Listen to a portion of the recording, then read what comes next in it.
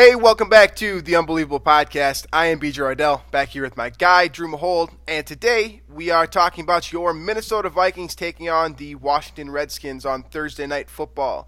We'll talk a little bit about the situation going on with Case Keenum and Adrian Peterson returning.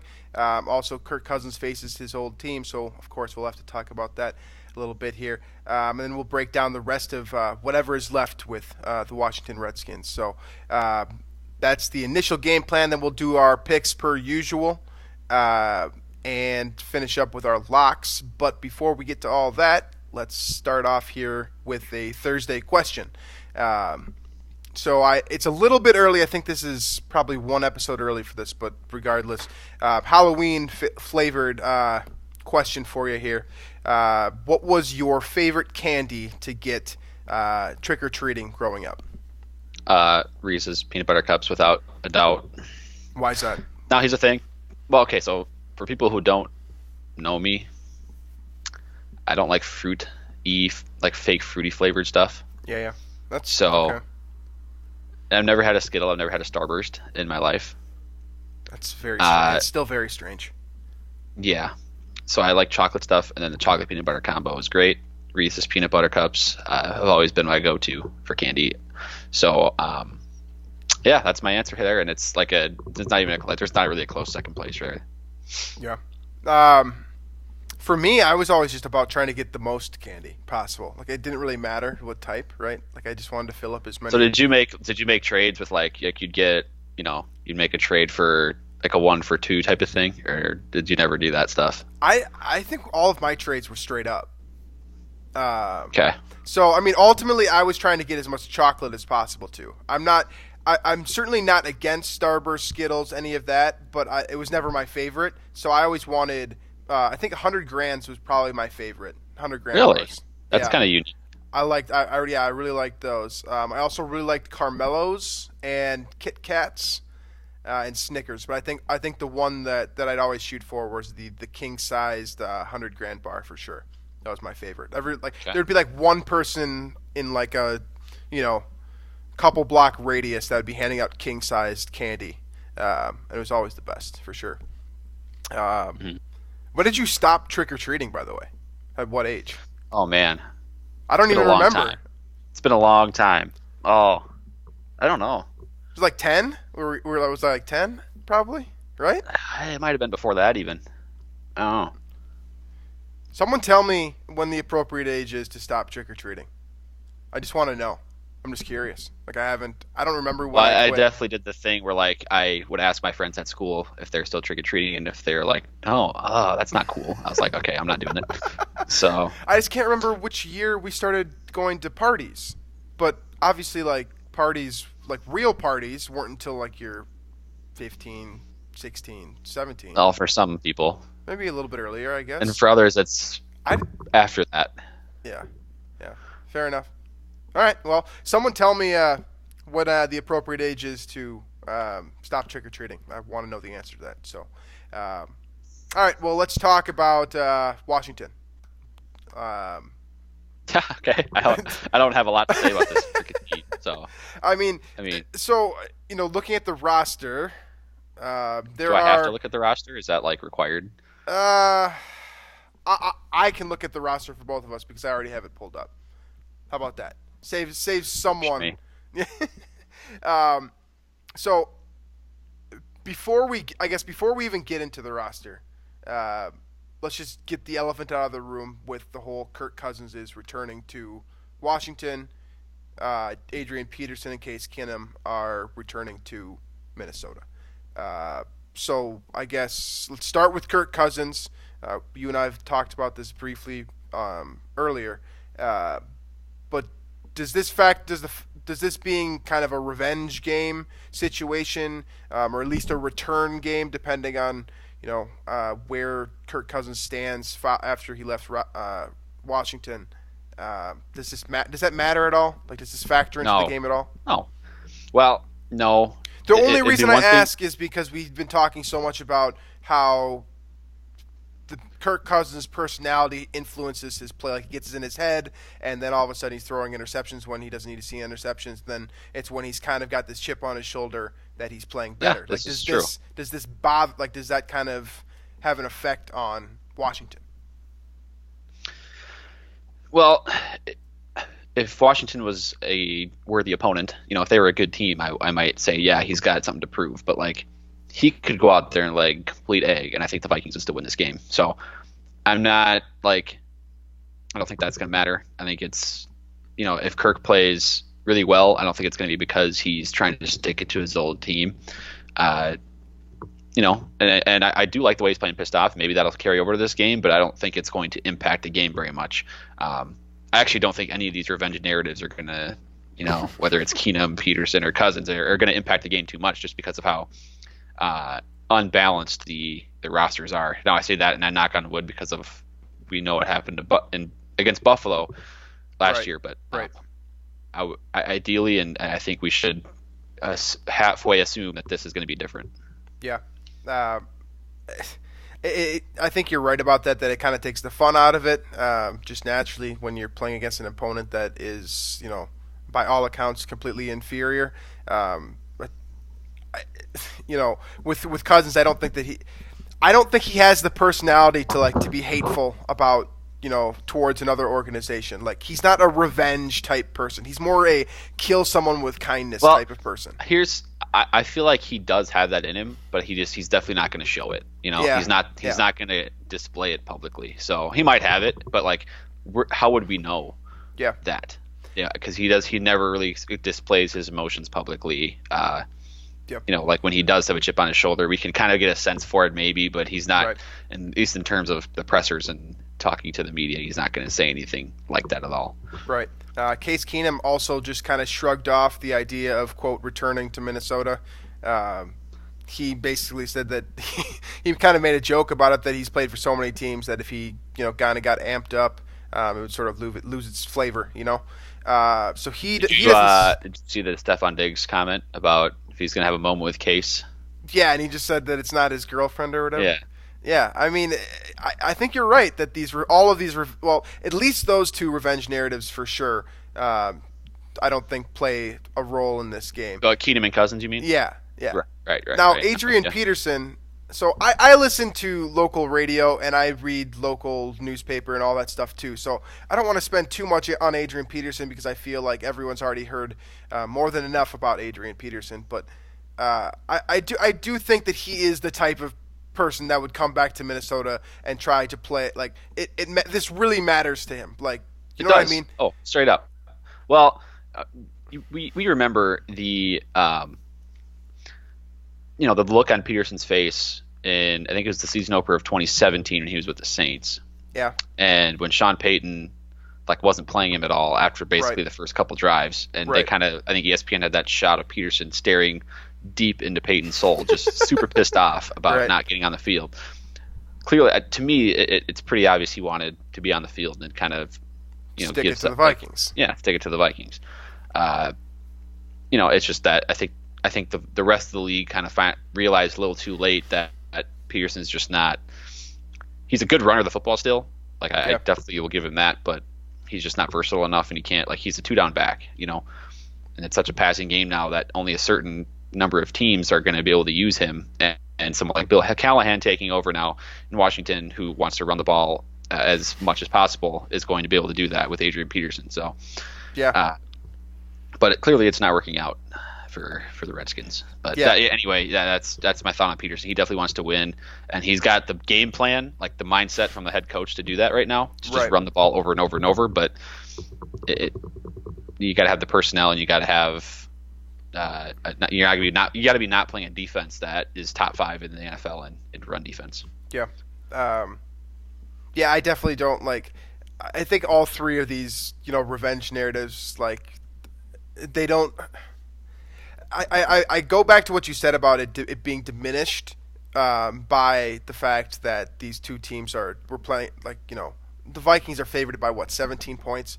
The Vikings are supposed to win this game convincingly, and so I guess that I'm with you in the sense that the diminishing the narrative of these revenge matchups, it just doesn't seem to matter, right? It's kind of I want it to matter more than it actually does. Is what kind of what it comes down to here. Because Case and Kirk are just not going to care about these things. I would like them to care more about it. I think it would provide more fun for this matchup. But ultimately, I think it really comes down to Peterson being interested in basically just trying to prove to Minnesota that they were dumb for letting him go. Which is we're so far past that at this point that I don't really see the purpose in that. So. Yeah, I guess ultimately these three narratives don't really matter all that much. I think that we can kind of come to that conclusion. Yeah, I think so. I mean, yeah. It's way less interesting than when I first saw the schedule and looked at it. When I saw, you got Keenum coming back, you got Cousins playing against his former team. It's just that with Washington being as bad as they are. It's tough to make that a big deal when to me I'm more worried about falling into a trap game and losing than anything that has to do with those revenge narratives. Yeah. So let's take a look at this team. We've called them bad enough times. Let's evaluate this roster objectively speaking here, and I did bet on this team to beat Chicago, so I should at least give them that. So as a whole, everyone in Minnesota knows who Case Keenum is. As far as I'm concerned, he's still that same guy. I've watched a shockingly ridiculous amount of Redskins football this year, thanks to Red Zone for some reason. They're never in the red zone though, so you're probably watching defense. Red Zone, and then the Sunday Ticket or whatever. We have one TV going. Okay, I'm just saying Red Zone won't be broadcasting the Redskins if they're never going to score. You know right. what I'm saying? Because they show scoring plays. Yes, I hear what you're saying. I mean, I'm talking about we have one TV up where it's got Red Zone and then three more where other games are being played. So my point being here is that I've seen a lot of Redskins football, and Case Keenum is the same guy as far as I'm concerned. That's my point here. He still maneuvers around in the pocket well, in my opinion, and he still has a cannon of an arm that he has no problem unleashing downfield. The problem is there just isn't that much around him, and a lot of the same questions that we asked when Keenum was in Minnesota. He's kind of just a stopgap quarterback. He's somewhere between being a journeyman and being a starting quarterback. He's somewhere in the middle there, and I think that for all these teams, he provides competitive play, but he's also just kind of a means to an end. I mean, ultimately, this is going to be Dwayne Haskins' job. And so Keenum is kind of the placeholder, and I think he keeps things exciting. I mean, he gives his playmakers opportunities. The problem here is that that's the one thing that I loved about Case was he always gave Diggs and Thielen chances to make plays. Right. He's not going to hide or he's a risk reward type of quarterback, right. And sometimes that turns out negatively, obviously, but when you got the right weapons around him and a decent offensive line and playmakers like he did in 2017, things right. can go well. This roster, on the other hand, it doesn't seem like it's the right fit for someone like his that has his skill set where he is going to take those risk reward shots, but when he is forced to kind of carry the team on his own, he just can't quite get it done. Yeah. The problem here, in my opinion, is there simply aren't any playmakers around him. Keenum isn't the type of guy besides one. Terry McLaurin's a good player. Right, and I think that we'll probably spend most of the time talking about him. But that's basically it here. So Keenum is the type of guy where I don't think he elevates the team around him. Really, he's just not that type of quarterback. But he plays well within a system. That's how it worked in Minnesota. He has the heart factor that we can't really define. He's good at playing when the guys around him are also good. That's basically what it comes down to for Case for me. Because he played fairly well in Denver, but that offense, the players around him just weren't quite enough. That's kind of who Case Keenum is, unfortunately. He's highly dependent on the guys that are around him. But he does have the potential to give you some fireworks as well, which keeps things interesting for sure. Now, the guys that he does have around him, we can start with the receivers since you already mentioned the one long-term asset, maybe one of two long-term assets that this offense has, and that is Terry McLaurin, wide receiver from Ohio State, third-round pick. He's a rookie. He's outstanding. He's got a little bit of Diggs in him. That's who he reminded me of too. It's the shorter stature, the route running, and the just always open kind of like that's the comparison that I see between the two receivers. He doesn't have I don't think he has the personality that he's more reserved, I suppose, as opposed to being, you know what I'm saying with Diggs, like just expressive. Expressive, yes, that's perfect. But on the field, I mean, as far as I'm concerned, on the field, the McLaurin is really the only like redeemable asset on this offense, really. Correct. Correct. Which is unfortunate, but he also he does seem to have long-term potential. He's not a flash in the pan type of guy. He's been consistently dangerous downfield, right. Intermediate, long, catch a short pass and go type of situation. He seemingly can do it all. Mm-hmm. Yeah, I like him a lot for the future. And when he finally gets, because they're not playing Haskins, I think, for the simple reason that, or at least they didn't at the beginning of the season. They aren't now. And a lot of that has to do with just how poor this group really is. Around him, and it would just be a tough situation for him to walk into. Right. So, as proven by the only appearance he made this year. Right. But with McLaurin, I think he's proven that he's going to be a really good player. He's can repeatedly matched up against top cornerbacks, given that he's clearly the number one guy on this team, and he's winning and getting open and producing when the ball is thrown around him. So he's the threat that primarily really the only threat that I'd worry about for Minnesota. And if you can stop him, then you force guys like Trey Quinn, Paul Richardson, Jeremy Sprinkle. How about those names? Yeah. Wendell Smallwood. Those are guys that you would be forcing to beat you, and I like Minnesota's chances against those guys. Yeah, Paul Richardson really being the one, I guess, more common name out of that bunch. Yeah. Richardson, a Colorado or Colorado State, I can't remember which one. Early round pick in Seattle, had the torn up knee, and now he's ended up in Washington, which is honestly probably the worst possible field to play if you have a fixed knee. This is true. So Keenum's not working with a whole lot. Now, the guys in the backfield aren't exactly making that much easier either. Darius Geis is out. He's on IR. He's not playing. So the Redskins have been forced to go with Adrian Peterson and Chris Thompson, who are polar opposites. Thompson's hurt now. So you got Wendell Smallwood is your number 2 running back. So that basically means that you're going to be operating out of power for basically the entire game. There isn't. I can see I form coming. Is it Mike Burton who's their fullback? I mean, they're going to be stuck in. Don't expect me to know who the Redskins fullback is. My point being here is might not even have one. It's basically the Adrian Peterson show in the backfield, and then you've got a third down back in Wendell Smallwood that can catch the ball better better than Adrian Peterson isn't necessarily saying much, but he can definitely catch the ball out of the backfield. He's a former. I'll say this: Eagle. I bet Peterson, despite the record, I bet Peterson loves this. I bet Peterson loves playing him because he gets the ball a lot. He got 20 carries last week and a 9-0 loss, and I bet he just freaking loves it. So,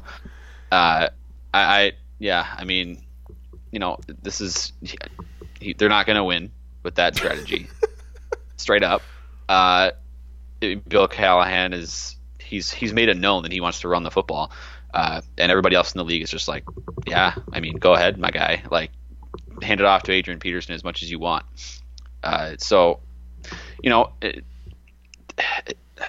We're saying things very similar to what we would have said last year against for that Bills game. Like, this team isn't good. Go win the game.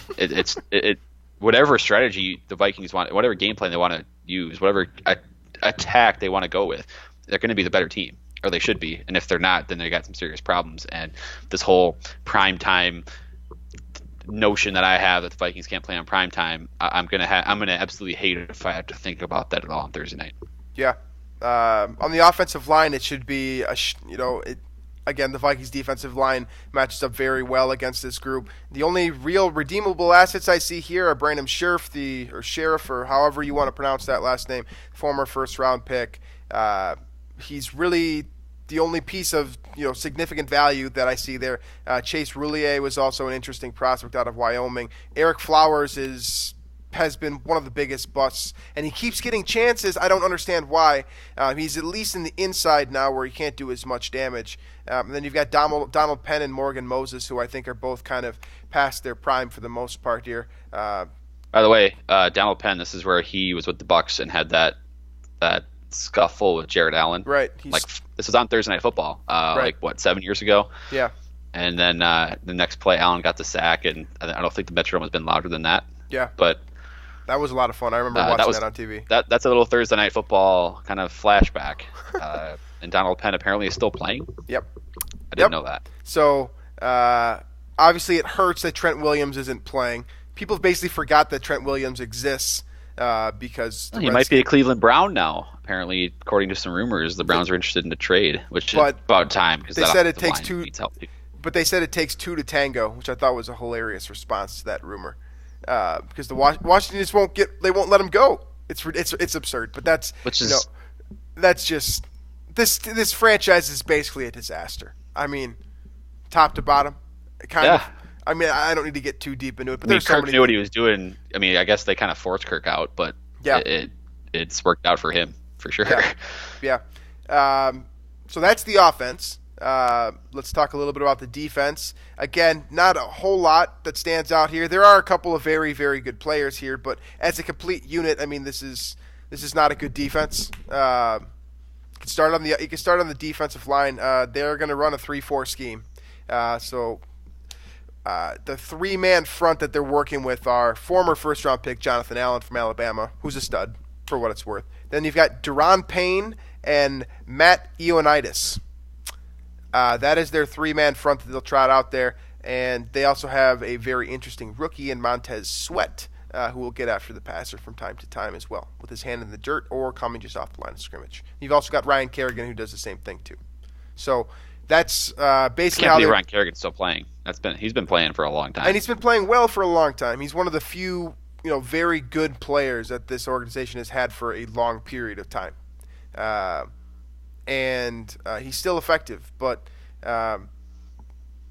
as a complete unit, though, I mean, the three-man front with depending on who's going to be rushing the passer, it's not. Put it simply, Kerrigan isn't the guy he used to be, right? He is still an effective pass rusher, but he's not. He was borderline elite at a couple different points in his career. I don't necessarily think he's the same guy. So that's what you're looking at in terms of a pass rush from them. The remaining linebackers are John Bostic and Cole Holcomb, who I have very little familiarity with. But Bostic was a former 49er and also a former Bear at one point, I believe, too. So that's what we're working with this front seven. Does anyone other than maybe the pedigree of Jonathan Allen stand out to you about that group? I mean, yeah. I mean, if the Vikings could take care of the Detroit Lions front seven, at least that defensive line, then this team doesn't pose a bigger threat to me than Detroit. So there's definitely some talent in terms of Allen and Sweat. Those guys that they had great college careers and sure. Eventually it's going to carry over to the NFL, but outside of that, I don't see anything to be scared of. And even moving into the secondary, like Landon Collins over from New York, but it's nothing the Vikings haven't destroyed the last few weeks. It's nothing more terrifying than New York, Philly, or Detroit. So to me, it's all about the mentality of the Vikings and whether they can turn it around in a quick week and continue what they've been doing, or if they, if the short week throws them off, gets them off their rhythm, mentally they're rattled by the short week, whatever it is, and then they kind of out slow, then that to me, it's all about the Vikings beating themselves. This Redskins team will not beat the Vikings, I don't think. Yeah. Biggest playmakers on this team are on the back end.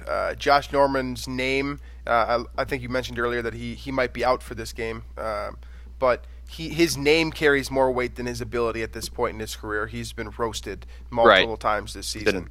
I think 2016 or whatever that last year in Carolina was. Honestly, that's probably where he was. That's probably where you see the most Redskins on red zone. By the way, you see the Redskins on defense a lot on red zone. That's what I'm saying. That's what I was said earlier. Like, if you're watching the Redskins, you're probably watching on red zone. You're probably watching them get scored on. This second, I mean, and Landon Collins being their playmaker too. He's outstanding, but he's a box safety. He's not a guy that is going to help you much in coverage. He's a tremendous tackler, tremendous athlete, but he's by no means that big of a threat in terms of, from a coverage perspective. Whether he's dropping back or covering someone heads up, that's not Landon Collins' game. He's more of a downhill thumper as a safety, as far as I'm concerned. So the secondary you're working with are Josh Norman, if he plays, who is effectively washed up. I'm comfortable saying that. Quentin Dunbar, who never even had a prime, and then you've got the two guys in the middle, Landon Collins, who's outstanding and is kind of the one of the few redeeming pieces on this Redskins team, and then Monte Nicholson, who at no point in his career really made much of a name for himself either. So that's what you're looking at here. I'm just stating the facts. I mean, there are a few pieces here that might be around in a couple of years, but I mean, if you look at this defense, there are maybe 4 guys that I think stick around with in this next rebuild for like the next 4 years. Yeah. There's just not much there, simply put. And it's. I mean, yeah, it's. Jay Gruden never had a chance. Jay Gruden never had a chance to win this year. This team just needs, as a whole, they just need to completely overhaul everything. Period. Which I think they're kind of. I mean, they in the process of. I just wonder how much. If they stick with, they're not going to stick with Bill Callahan. Yeah, that's not going to happen. But if they do, then they're really in trouble. Because his old school ways are not a good idea. Yeah. For any of the rebuilding process. But I'm kind of looking at so that when they did win and beat the Dolphins, I'm kind of looking at their sort of how they did it. Sure. They sacked it was Rosen and Fitzpatrick who played for the Dolphins. They both played. Rosen was not good. Fitzpatrick was okay. They sacked those guys a combined 5 times for 30 yards. So for what it's worth, in that perspective, they got after the quarterback. And then this is purely looking at the box score. There's no way I'm going to go watch that Redskins-Dolphins game. But just by looking at the box score, the Dolphins quarterbacks targeted running backs 15 times, which tells me that's just kind of how Josh Rosen plays, though. Yeah, either that pass rush was really getting after him, and the quarterbacks were looking down, looking at running backs quicker than usual, or they were playing, their coverages were very soft and kind of keeping everything in front and forcing the check down to be the option. One of the two. But maybe look for running back receptions out of Dalvin and or Madison. Just by looking at the box score, that's about as deep into this team as I want to look at this point. Yeah. So ultimately, the way that they win football games, they really haven't this year. The way they won a football game against the worst team in the league is by sacking Ryan Fitzpatrick or Josh Rosen 5 times and allowing short throws to running backs, and then they ran the ball 23 times with Peterson for 118 yards. Okay, so this team is basically and then McLaurin had a couple long touchdowns. He had 400 yards in that game. Yeah, I mean that sounds about right. So ultimately, this one's going to come down to ultimately the way that they are going to win phases of this game. Let's put it that way. The way that they win, it's going to come down to how Case Keenum plays. He can be erratic, as we all know. Terry McLaurin, the playmaker, is their biggest threat on the offensive side of the football. They have one solid piece in protection. I don't think it affects the game all that much, simply because the rest of this offensive line is not great. And then Adrian Peterson to run it down your throat, and again, maybe try to get the pass rush going with Kerrigan, Sweat, and I guess Jonathan Allen. Yeah, it was Allen who had 2 sacks in that game. So. Okay, so there you go. That's basically their model here, and really this team is just this is an inferior opponent. I'm having a very difficult time breaking this one down, just in general. There just isn't much to like about Washington. Yeah, I think people have noticed that we're just kind of fumbling through this because there's just not anything there. Like there's no substance. The only team that they won against is Miami. The only team that they've done anything. I'm just glad the Vikings don't play Miami. We have to do this again. Yeah. All right. So I guess that will complete our analysis here. Let's move on to the predictions. So obviously, put analysis in air quotes for that one. Safe to say we're both going with Minnesota then. Yeah. So by how many points? This feels like one like week 1, Vikings got up early, and then the soft kind of garbage time defense took over, and Case goes down and finds a couple of touchdown passes. So I'd say Vikings by 14. Yeah, I could see I think the Redskins backdoor cover this one. Oh, I'll say Vikings 31, Redskins 13. That would give the Vikings would cover this one, right? I think what was the spread? Right now it's 16.5. 16.5. Okay, I think the Vikings cover that. I think the Redskins backdoor cover this one. Well, I suppose we'll see. You have been more accurate with your gambling than me. So, as for the rest of the league here, we've got Seattle at Atlanta. Russell Wilson tries to redeem himself after a rough week last week against Atlanta, who might be forced to start Matt Schaub. Yeah, Seattle's going to stump the Schaub here. Yeah. Seattle's winning this game. Yeah, I've got Seattle as well. I don't think that there's, especially if Matt Schaub starts. I mean, Atlanta has just simply proven to be. Even if Matt Ryan starts, this team is they find ways to lose games. They find ways to play bad football. And Seattle's playing pretty good football, with the exception of last week against Baltimore, which is also a good football team. So Seattle for me as well. Philadelphia goes to Buffalo. Buffalo gets its first test of a potentially good team since they lost to New England. How about that? How about Philly? The biggest question mark maybe like in the NFL right now. Yeah. Nobody knows. Are they good? And I think this is a good place to answer. Is this a competitive Philadelphia team? They definitely need a win after losing against Dallas. And Buffalo is looking to prove to pretty much everyone, I think, that they're actually for real. And they're not just kind of a fluke story to start the season. So the Bills combined, so the opponents they've beaten this year are combined 6-26, I believe. I'm going with Philly, and I am not basing that off of Philly's recent performance because they have looked bad the last 2 weeks. Yeah. I'm basing that more on I just think Buffalo is not I don't think they're ready for this.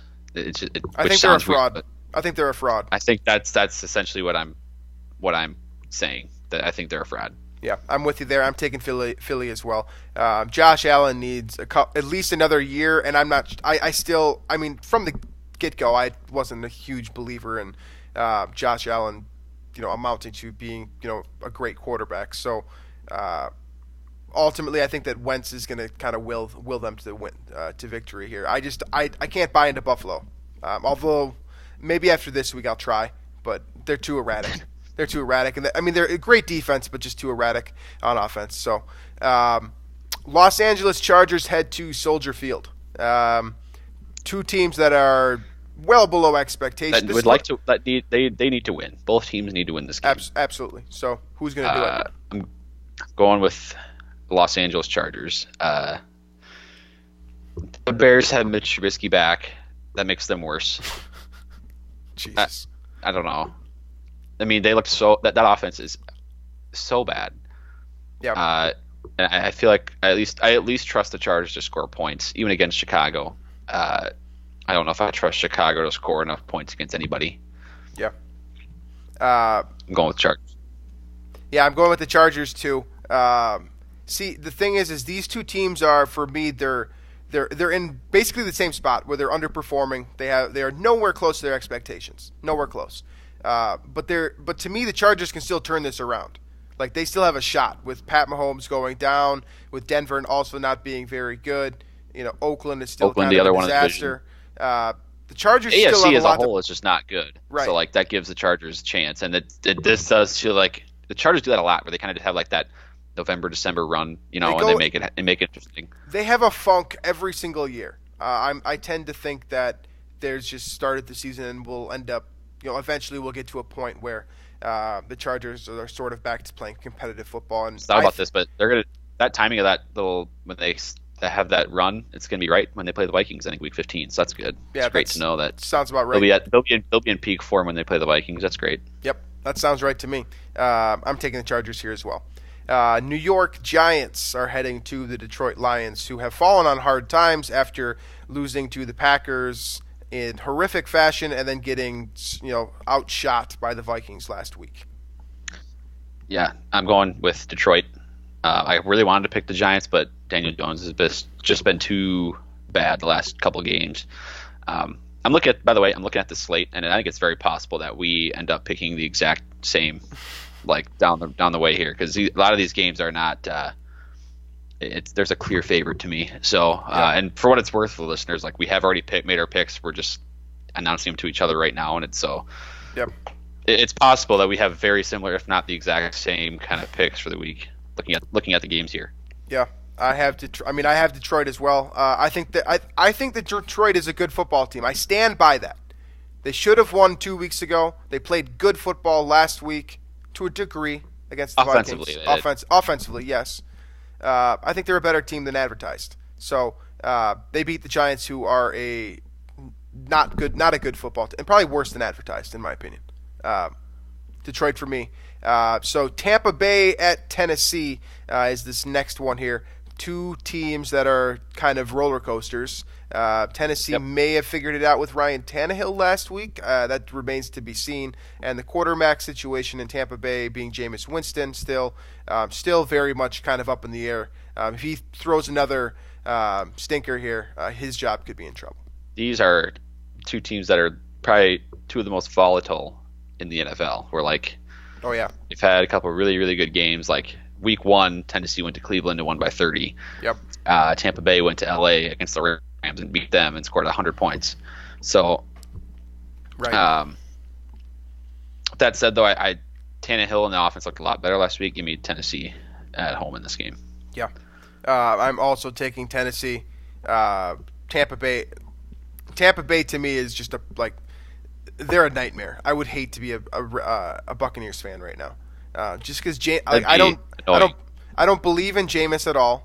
But he always seems just imagine being attached to Jameis Winston, right? Like 1 week he shines and it's like Bruce Arians has fixed him.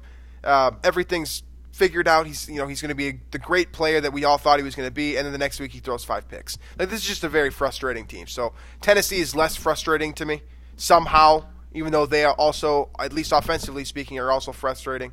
I'll take the better of the two evils, I suppose, there. Denver at Indianapolis is the next one here. Vic Fangio takes his team into Frank Reich's stable. Indianapolis continues to chug along. They're so much better than I thought they were going to be. And they're winning this game. Yeah. They're winning this game. And, I mean, we've known that the Indy roster is, like, among the best in the NFL. Right. We saw how that team kind of came together last year, and they won I don't know how many in a row, but they couldn't be stopped. And that defense finally was, they now have a defense. They now have an offensive line. They have playmakers. It was just like really bad timing for Luck to retire, but at the same time, Brissett has filled in nicely, and that roster is probably top 5 in the league. So it's not like, to me, I'm not shocked. It's just, could Brissett hold up? And he definitely has. Yeah, I'm taking Indianapolis as well. For all the reasons you just stated. Brissett has been so much better than people have given him credit for. He's just quietly chugging along and just doing his job, and this team keeps winning games, and Frank Reich deserves a lot of credit for that as well. So, Indy for both of us. Cincinnati at the Los Angeles Rams. Probably not a whole lot to say about that one. Yeah, you're right. Move on. Yeah, Rams for both of us. Arizona Cardinals head to New Orleans to face potentially Drew Brees, who says he's going to play. Maybe that's bad news for the Saints. 5-0 with Teddy, I don't know. I also wouldn't understand why he would try to play with a bye week next week. That doesn't make a lot of sense. You're right. So it's probably going to be Teddy here. But regardless, New Orleans has been, even with Bridgewater. Yeah, regardless, I'm picking the Saints. Although I do like the Cardinals a lot, and I still have them as that was my bold prediction, was for them to finish second in the NFC West. Not looking great right now, because I think the teams that they've beaten this year have like 3 wins combined or something. But anyway, I'm going with the Saints. Yeah, I am too. Their defense is they're too good right now. They've been playing outstanding football. Bridgewater is an excellent manager of the game at the very least, although I do think that he makes a couple of critical throws every week that make you think that he can be a franchise guy at some point here. So I'll take the Saints too. How about his decision, by the way, to turn down the Miami starting job? That's working out really well in his favor right now. He's so he deserves all of it. Like, can you imagine that start to your career?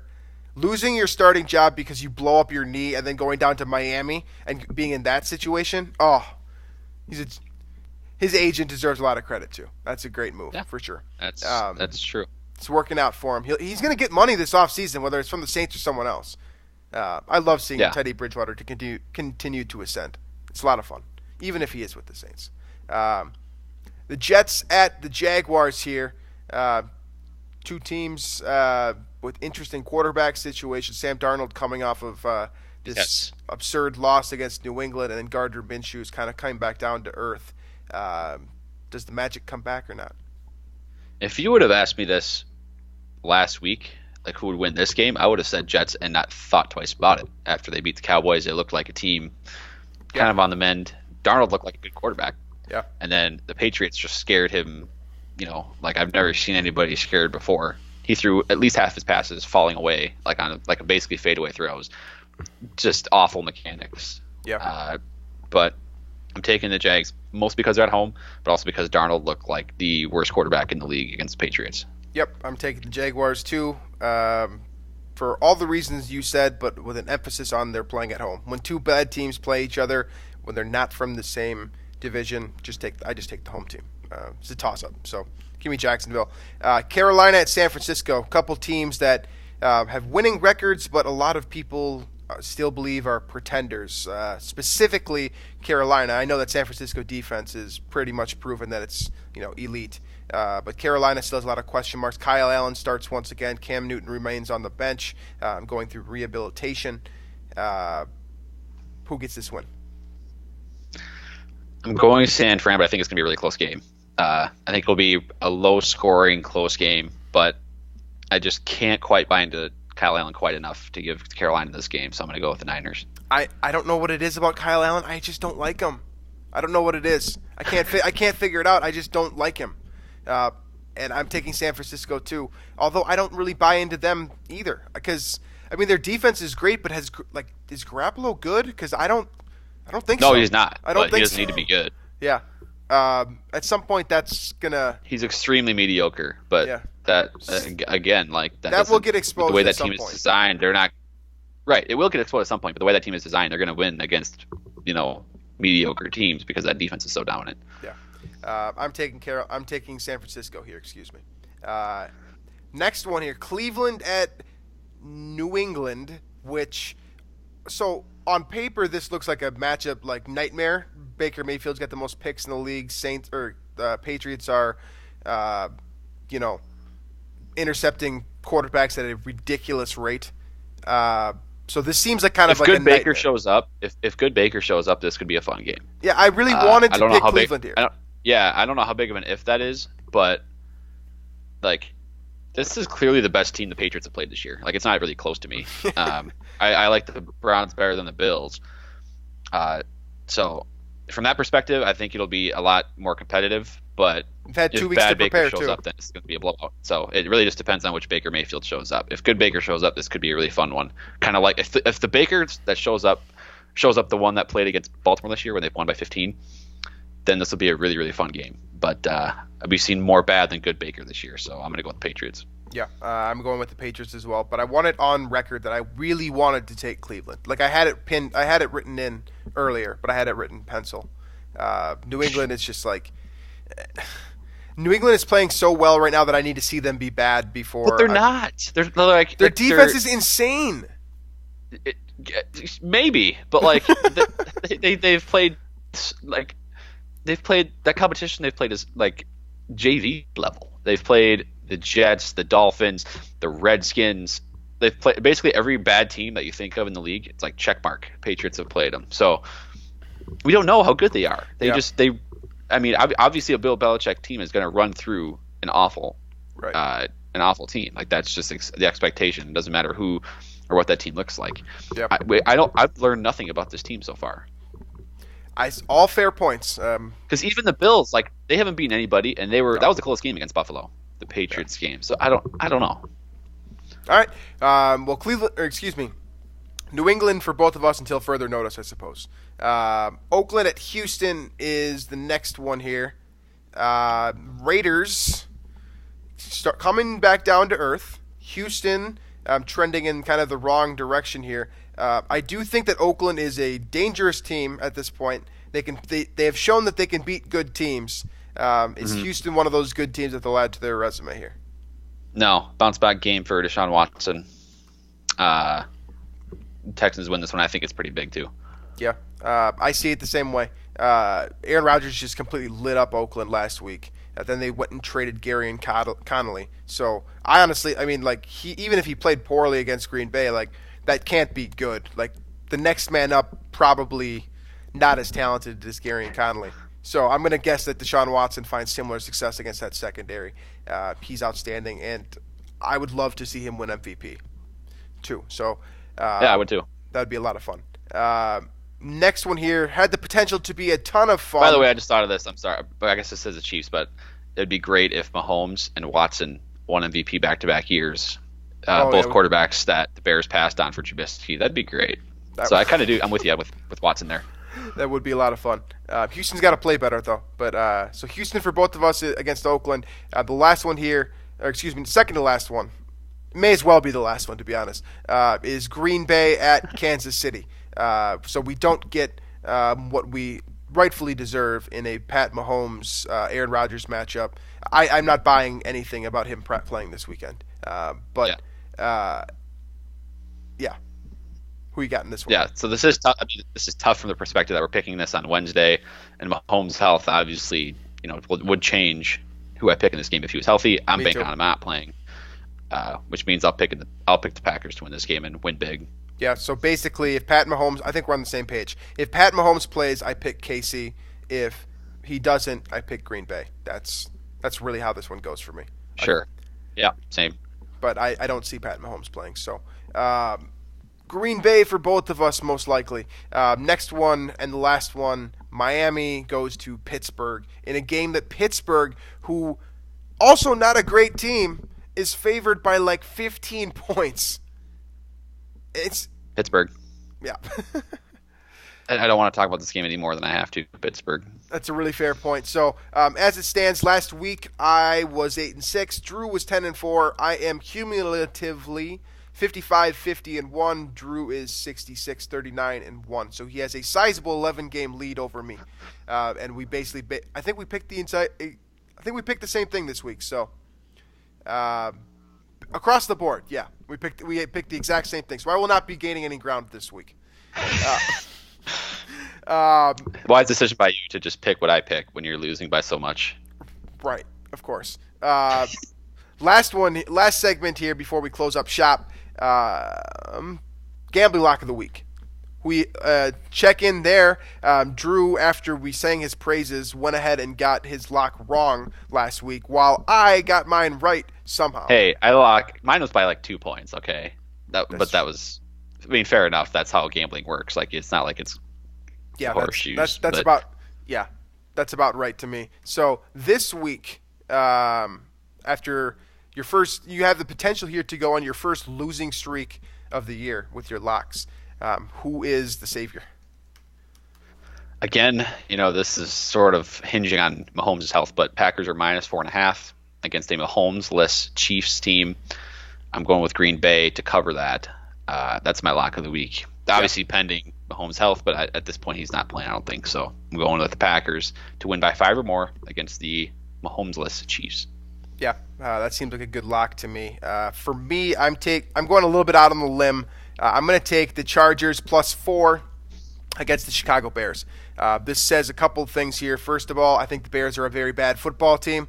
That's just what they are right now. Trubisky is kind of a joke. I don't see him getting back, getting back to it against the Chargers, who have a pretty solid defense and at the very least have a great pass rush.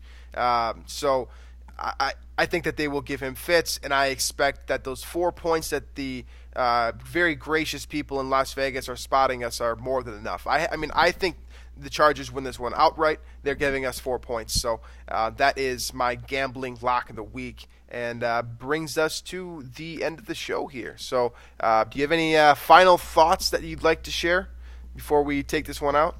No, I got none. If the Vikings lose this game, then let's just almost end the show. So, yeah, I got nothing else to add. Yeah, I'm definitely with you there. This is a must-win game for the Vikings. This is because if they don't win, I mean, if you think about it that way, yeah. Yeah, I mean, I would. This would be very bad if the Vikings lost. So hopefully the next time we speak, we're not talking about some ridiculous implosion by Kirk Cousins and the Vikings playing poorly at home, by the way, against arguably the most inferior team in the NFL, the Washington Redskins. So thanks for listening as always.